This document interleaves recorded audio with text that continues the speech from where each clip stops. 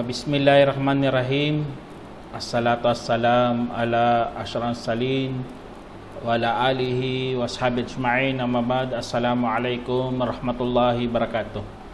Mga kapatid sa Islam, nandito naman po tayo para magbigay ng Islamikong pagpapayo patungkol ito sa Surah Hujurat, kung saan tumigil tayo sa ayah 12, saan insyaallah bilang katapusan ito ng Surah Al-Hujurat. Sinabi ng Allah Subhanahu wa Ta'ala sa Quran, A'udzu billahi minasyaitonir rajim. Bismillahirrahmanirrahim. Ya ayyuhalladzina amanu ijtanibu katsiran minadh-dhann inna ba'dadh-dhanni itsm wa la tajassasu wa la yaghtab ba'dukum ba'da ayuhibbu ahadukum ay ya'kula lahma akhihi maitan fakarihtumu fattaqullaha innallaha tawwabur rahim. Sa sinabi ng Allah Subhanahu wa Ta'ala sa banal na Quran, o kayong mga sumampalataya, kapag kayo'y nakarinig ng ganun mga kapatid, kayo po ay tinatawag ng Allah Subhanahu wa Ta'ala, tinatawag kayong merong pananampalataya. Kasi kapag ganun ang tao mga kapatid ay talagang makikinig. Katulad sa sinabi ni Ibn Abbas, kapag makarinig ka ng ya ayyuhalladhina amanu, pakinggan ng maigi, dahil ang kasunod nito ay utos o kaya may mga ipinagbabawal. Kaya dito sa talata na ito mga kapatid, ang kasunod dito ay pagbabawal ng Allah Subhanahu wa Ta'ala. Ganun ang meron pananampalataya kay Allah. Sila lang talaga ang makakapakinabang sa banal na Quran. Sila lang ang susunod sa pinag-uutos. Sila lang po ang lumalayo sa mga pinagbabawal ng Allah Subhanahu wa Ta'ala. Kaya kapag ikaw merong pananampalataya, meron ka ng iman, ibig sabihin kailangan sumunod ka. Kailangan magpapaalipin ka ulit kay Allah Subhanahu wa Ta'ala. Kasi nga, ang pagsunod at paglayo sa mga pinagbabawal ng Allah ay bumabago ulit o kaya nagre-refresh ulit ang iyong pananampalataya. Kasi kung hindi mo i-refresh ang iyong pananampalataya ay talagang makakalimot ka kay Allah. Kaya kapag ikaw ay mayroon pananampalataya, i-refresh mo. Katulad dito sa talata na ito, na kasunod dito ay layuan, sabi dito, layuan ng marami. Layuan, anong lalayuan mga kapatid? Layuan ninyo ng madalas ang ilang hinala. Ibig sabihin, dito sa sinabi ng Allah, mayroon na tayong pundasyon na kapag hinala, akala, karamihan dyan ay kailangan layuan. Hindi pwede lalapitan. Ang iba kasi hinala lang, wala namang, hindi ka nanuri, hindi ka nag-usisa, ay hindi pwede yun. Katotohanan, ang ibang hinala ay kasalanan. Ang ibang hinala. Kaya kapag ikaw naghinala na mayroon ka namang katibayan mga kapatid, ay walang problema. Pero kung hinala ka lang, walang mga katibayan, ay talagang pinagbabawal yan ng Allah Subhanahu wa Ta'ala. Ganon din ginagawa ng mga pulis. Ang mga pulis, naghihinala yan sila, pero hindi kanila datamputin kung wala silang katibayan. Di ba? Nagagamit ang talata dito mga kapatid. In Islam, napakaganda. Ang ibang hinala pala na walang katibayan. Kaya kayo mga kapatid, layuan nyo yan ng madalas. Hindi po tayo pwede makikisawsaw sa mga usapin kung saan hindi naman angkop para sa iyo. Mga usapin kung saan mayroon talagang mga espesyal lang na mga tao na pwede. Ikaw, nakikisaw-saw ka dyan, katulad na lang sa politika. Nakikisaw-saw ka naman. Puro ka lang hinala. Ang kinukuha mo mga opinion, kinukuha mo mga akala lang ng iba. Ay huwag mo yan kasi utos ng Allah, ijtanibu kathiran minadh-dhann. Layuan talaga. Kaya kapag ikaw ay lumalayo, Allahu Akbar, lumalakas ang iyong pananampalataya. Na kailangan pala kaalaman ang iyong matutunan. Allahu Akbar. Kaya sa Islam, mga kapatid, alam naman natin na ang Quran at ang Hadith, yun ang kaalaman na nakukuha natin. Kung wala mababasa sa Quran, kung wala kang mababasa sa Hadith, kailangan magsumikap ka na ihambing ang mga bagay-bagay. Ganun ang turo sa ating kiyas. Kaya magbibigay ka ng iyong sariling opinion, sariling mga haka-haka. Ngunit lalagyan mo talaga yan ng dalil para aangkop ang mga bagay-bagay para nasa matuwid ka pa rin na landas. Kaya kung magkakaroon ka ng hinala tapos hindi ka mapanuri, hindi ka nag-usisa, ay talagang papunta ka talaga sa kasalanan. Allahu Akbar. Kaya napakaganda ng turo ng Islam. Alam naman natin kaalaman, 100% talaga yan. Ang ilm, 100% yan. Ang hinala, ano lang yan 70 to 30. O 30, mali, 70. Kaya napakahirap kasi hindi siya solido talaga na 100%. Kaya kailangan mag-ipon ka ng mga ebidensya. At alhamdulillah, sa kaalaman sa Islam ay 100% talaga. Pero sa mga ibang mga tinatawag natin mga muamalat na kailangan magsumikap ka. Kaya binuksan ng Allah subhanahu wa ta'ala na ikaw ay matuto. Lalo na wag kang maghihinala kung wala ka namang katibayan. Kung may katibayan ka, syempre katulad ng mga pulis, katulad ng mga hukom. Hindi naman yan sila magbibigay hatol kung walang hinarap sa kanila ng mga ebidensya. Allahu Akbar, kita mo ngayon, naghahanap ng ebidensya, pinapatawag talagang tao, ganun. Pinapaharap sa kanila kung ano ba talagang kanilang mga ipapapaliwanag. Kasi kailangan ganun Kaya ang kasunod na utos dito, huwag kayong maniktik. Kung hindi ka naman authority, huwag kang maniktik. Subhanallah, anong layunin mo na kailangan mo maniktik? Ang iba dyan gusto lang manirang puri. Hindi ka naman pulis. Hindi ka naman NBI. Pero ang mata mo parang CCTV, subhanallah. Naniniktik ka ng kapitbahay mo. Kung anong ginagawa, i-report mo sa kapitbahay din. Ang dating niyan, chismisan na yan. Kaya kasunod dito, huwag maniktik at manlibak sa bawat isa. Kasi kapag ikaw naniniktik at nagre-report ka sa kapwa mo mga chismuso, ay subhanallah, para mapasarap ang mga usapin, kailangan lagyan ng panlilibak. At magtatawanan sila. Kasi nga pampaputol oras, pampasaya na, pampasigla, subhanallah. Yun ang mga katawagan ng mga chismusa at mga chismuso. Nagbibigay sila ng mga sarap sa kanilang mga pinanggagawa na masama. Kaya tingnan nyo, huwag maniktik at huwag manlibak sa bawat isa. Kasi nga ganun talaga ang purpose ng mga maniniktik. Susundan niya yung tao. Tapos kahit saan pumunta, siyempre maghihinala ka talaga. Kasalanan mo yan. Kasi nga, ikaw ang pumunta doon, ikaw naniktik. Tapos ikaw nagbibigay ka kagad ng mga masasamang paghihinala mo. Kaya tuloy, hindi na minsan mapunta sa panlilibak, napupunta ka na sa panirang puri. At alam mo naman, ang salita parang espada yan. Kapag ikaw nagkamali sa pagsasalita, pagbibigay ng balita, parang sinaksak mo na sa kanyang likuran. Kaya, mapanganib, napakapanganib mga kapatid, na huwag mong i-combine talagang dalawa, ang maniktik at ang maglibak.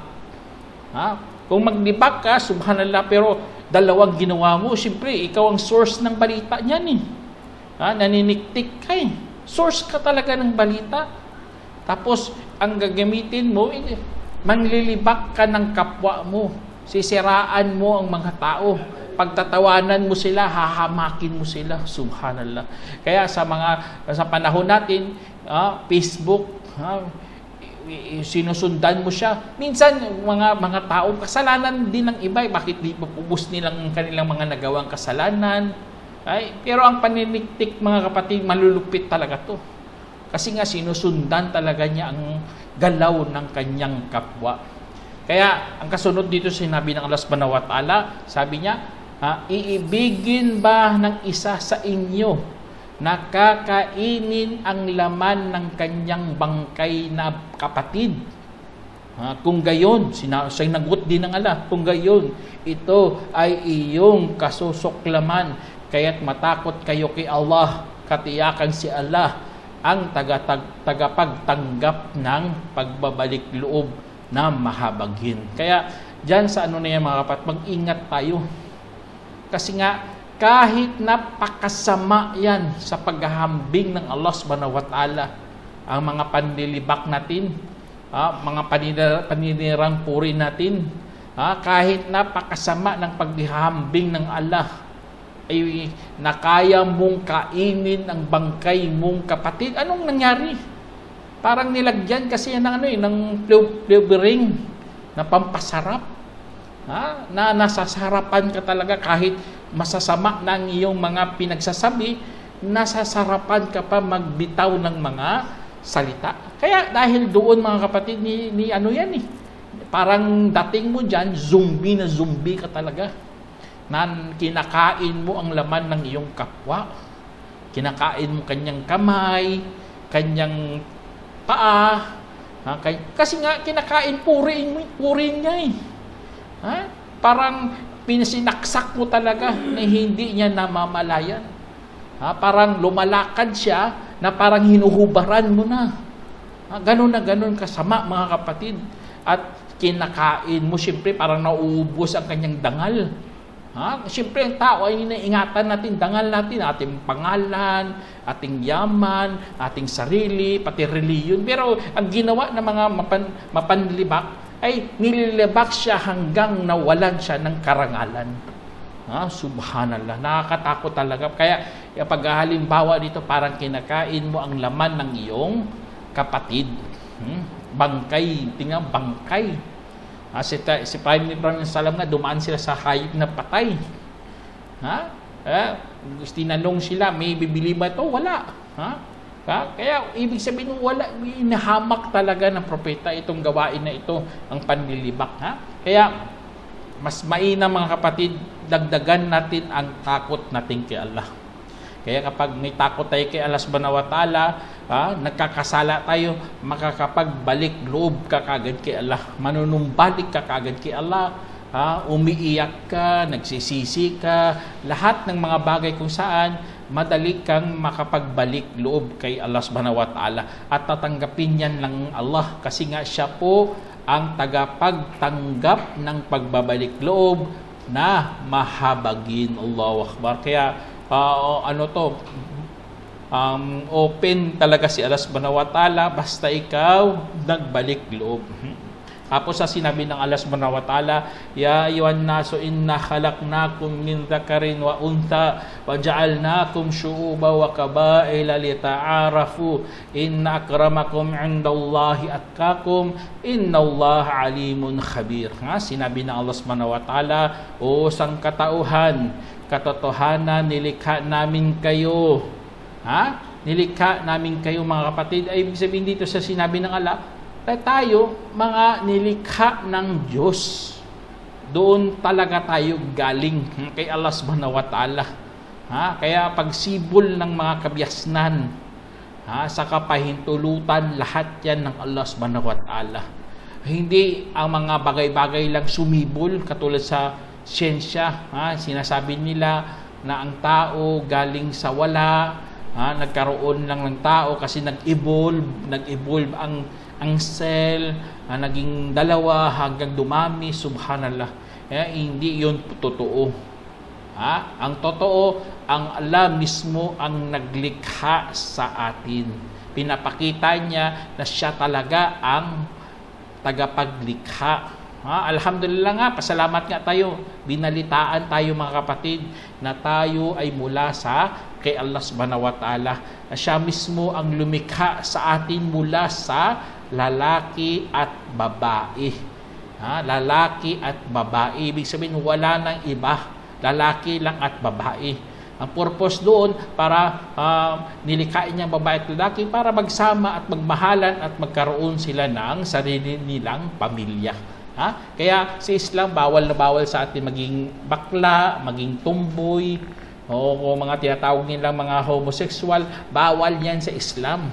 Kasi nga, babae at lalaki lang ang nilikha ng Diyos. Kaya sinabi niya dito, ginawa namin kayong mga nasyon at mga tribo upang kayo'y magkakakilanlan. Allahu Akbar. Ito talaga pinakamagandang turo sa atin. Hindi po tayo nilikha nasyon-nasyon, tribo-tribo para magyabang, para hamakin mo ang kapwa mo, o kaya ipagyabang mo ang iyong katribo. Hindi ganun ang pagkalikha ng Allah. Inilikha po tayo na pango para makilanlan po tayo ng mga taga-Asya. Asyano yan, Pilipino yan, Indonesian yan, Malaysian yan. Nilikha tayo ng mga pandak, ibig sabihin, taga-Asya yan. Ang mga matatangkad naman, yun, taga-ano yan, taga-Europe yan. Pula mga mukha nila, pula taga na ano yan, taga-Australia yan. Kaya nagsasalita ng English. Siyempre, nagsasalita ng ano yan, foreigner yan, foreigner. Hindi mo sabi, Pilipino, balik. Nagsasalita ng English tapos mukhang ibang bansa, siyempre hindi mo sasabihin na Pilipino yan. Kasi kaya ganun na pagkalikha ng Allah subhanahu wa ta'ala. Ginawa tayo mga nasyon, ginawa tayong tribu-tribu. Tulad na lang na galing ka sa tribu ng Ilonggo o galing ka sa tribu ng mga Maranao, Maguindanao, para malaman mo saan ang iyong pinagmulan. Para malaman kung saan ka nanggaling. Para malaman kung anong tradisyon nyo, ano ang ginagawa nyo, anong pagkain nyo. Siyempre naman, isampula lang ang mga ibang lugar, ibang tribu, hindi kumakain ng kanin, gusto nila kamuti lang. Para ma-distinguish mo ang mga tao, mga kapatid. Kaya ganun ang pagkalikha ng Allah subhanahu wa ta'ala. Kaya wag mo nang dagdagan. Ang iba kasi pinagayabang niya, ako, tribu ko, Ilonggo. Napakadami yung naming ganito. Subhanallah, wag mong ipagmalaki yan. Kasi nga, ang purpose ng Allah, yun dapat mong alamin. Ang purpose niya para malaman o matukoy mo kung saan ka galing. Kung saan ka, o kaya anong ginagawa mo, anong nasanayan mo. Allahu Akbar. Kaya, yun upang kayo'y magkakakilanlan. Katotohanan, ang pinakamarangal sa inyo sa piling ni Allah, ang pinakamatakutin sa inyo. Katiyakan si Allah maalam na nakakabati. Tingnan nyo sa time ng mga Muslim, mga kapatid, nanakop mga Muslim, doon lang talaga naputol ang racist. Ang racist talaga na napakatindi hanggang sa ngayon yan. Nasyon na pinagmamalaki nila na American kami, Europe kami, napaka-racist talaga. Pero sa time ng mga Muslim, subhanallah, at naramdaman niya, example, si Malcolm X. Si Malcolm X, itim yan, pero pagpunta niya doon sa haram, nag-umrah siya, subhanallah, naramdaman niya kahit anong kulay mo, ginagalang ka. Kaya si Malcolm X, nag-Muslim talaga at nanindigan talaga ng Islam. Ito lang ang solusyon ng mga tao. Kasi nawala ang racist eh. Nagiging malawak ang pag-iisip ng mga tao. Di napakakitid. Kasi ang mga tao, mga kapatid, tinitignan ka talaga sa anyo mo, sa kulay mo. Kaya sa pagdating ng Islam, ayun, binigyan talaga tayo ng Allah subhanahu wa ta'ala ng idea na ang pinakamarangal sa inyo ay ang yaong pinakamatakutin. Allahu Akbar. Matakutin. May malupit mag-ibadat, malupit sa kaalaman. Ganun ang magsasalita, iba. Gumagalaw, talaga para lahat kay Allah. Ayun ang mga sukatan natin bilang mga Muslim, na may takot talaga kay Allah subhanahu wa ta'ala. Tapos sabi ng Allah subhanahu wa ta'ala, mga kapatid, waqalatil a'rabu amanna qul lam tu'minu walakin qulu aslamna walamma yadkhulul imanu fi qulubikum wa in tuti'u Allah wa rasulahu la yalitkum min a'malikum syai'a innallaha ghafurur rahim. Sinabi dito, mga kapatid, sinabi ng mga Badu.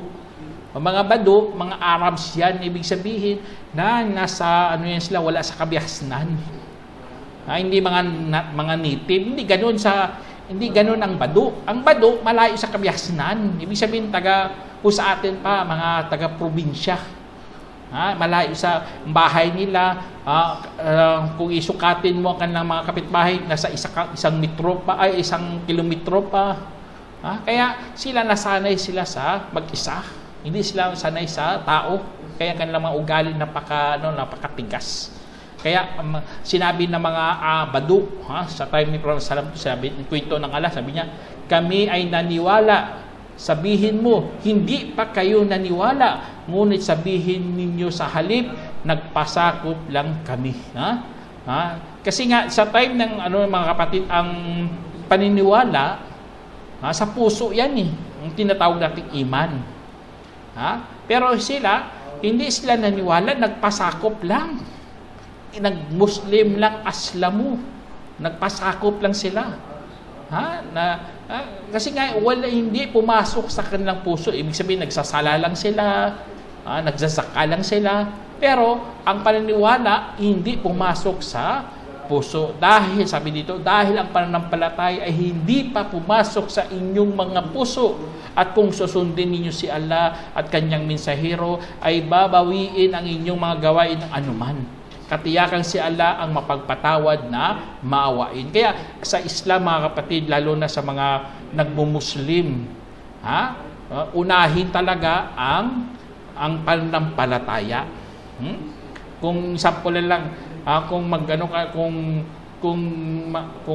tinuturo sa ating kaisahan ni Allah, si Prophet Sallam, huling propeta, Yawmul Akhir, yun, isa sa mga pinaka-importante yan. Ibig sabihin, kung may pundasyon ka na, dapat ipasok mo rin ang paniniwala sa puso mo. Hindi pwede pala nag-Muslim ka lang, nagpasakop ka, natutunan mo sala, zaka, tapos hindi man lang pumasok sa iyong puso ang paniniwala. Hindi ganun. Kaya kinurek sila ng propeta sa hindi kayo naniwala, bagkos kayo'y nagpasakop. Nagpasakop kayo sa propeta. Pero sa deep inside, hindi pala kayo hindi kayo naniwala. Kaya ang utos talaga dyan sa pagmumuslim, susundin talaga si Allah at kanyang mensahero. Inshallah, ang Allah mapagpatawad na mawaid. Kaya sinabi ng Allah subhanahu wa ta'ala, patunay talaga sa tunay na manampalataya. Sabi dito, innamal mu'minuna alladhina amanu billahi wa rasulihi thumma lam yartabu wa jahadu bi amwalihim wa anfusihim fi sabilillah ulaika humus sadiqun. Sinabi ng Allah subhanahu wa ta'ala sa Quran, ang tanging mananampalataya ay yaong naniwala kay Allah at sa kanyang mensahero, at pagkatapos ay hindi nagdududa. Allahu Akbar. Ay hindi nagdududa. Hindi nagdududa, mga kapatid.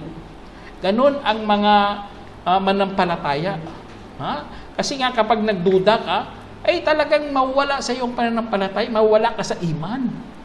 Kapag hindi ka magduda, kapag ikaw nag-Muslim na, ang katiyakan ay nasa puso mo yan lagi.